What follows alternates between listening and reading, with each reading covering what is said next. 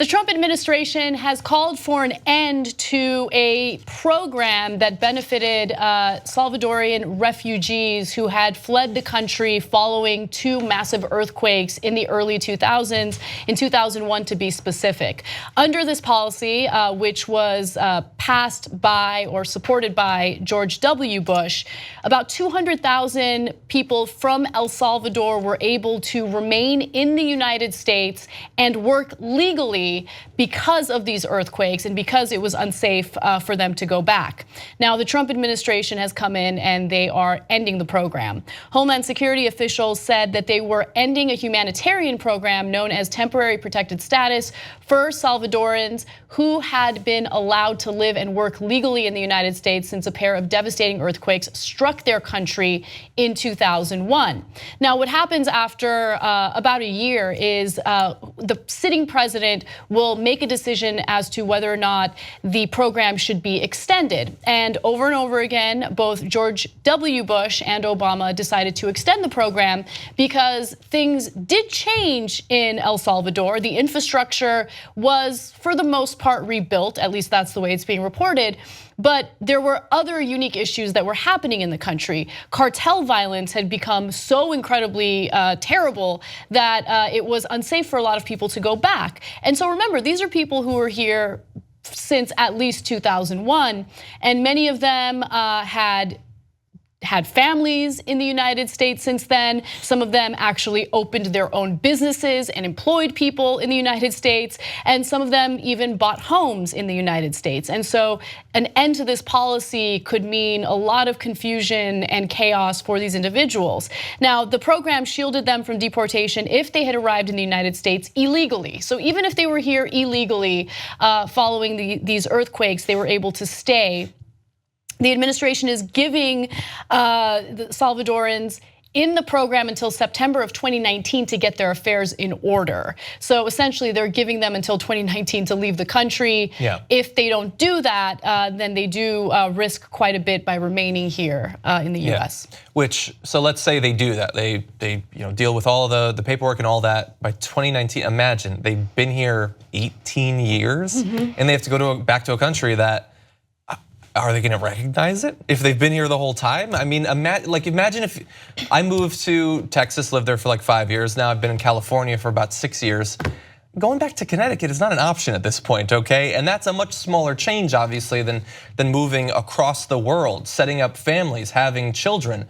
Are their children going to have to go back with them to that country that they've never known? I mean, obviously that's the problem with the situation with the Dreamers as well.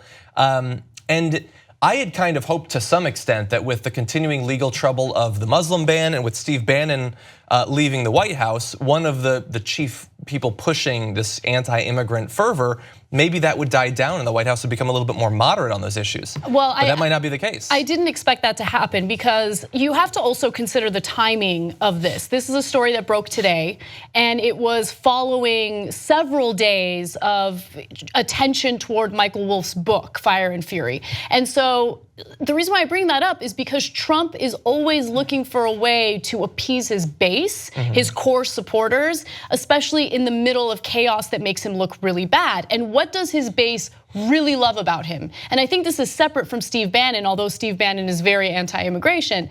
They love hating on immigrants. They love the idea of the wall, which, by the way, Trump has asked Congress for $19, I think it was $billion to build the border wall. That's the Congress of Mexico, right? Yeah.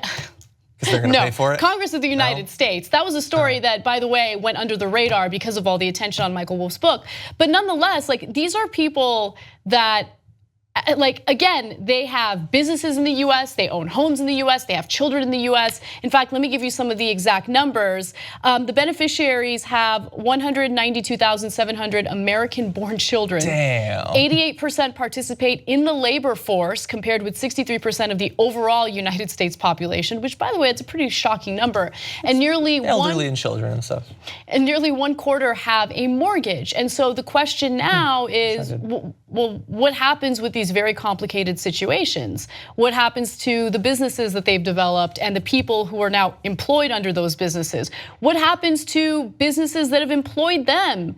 There was one employer who was worried because it's a construction company and they're helping to rebuild Texas following the hurricanes, and he's like, I don't know what I'm gonna do now. I mean, my workforce will be gone, and I desperately need them to help with these rebuilding projects. Yeah, I mean, it's a rough situation. I mean, some of the Trump supporters tell themselves that they're just in favor of law and order, and too many people are here illegally. We need to get rid of them. Of course, these people are here legally, so ending the program seems like an unnecessary way to make them illegal.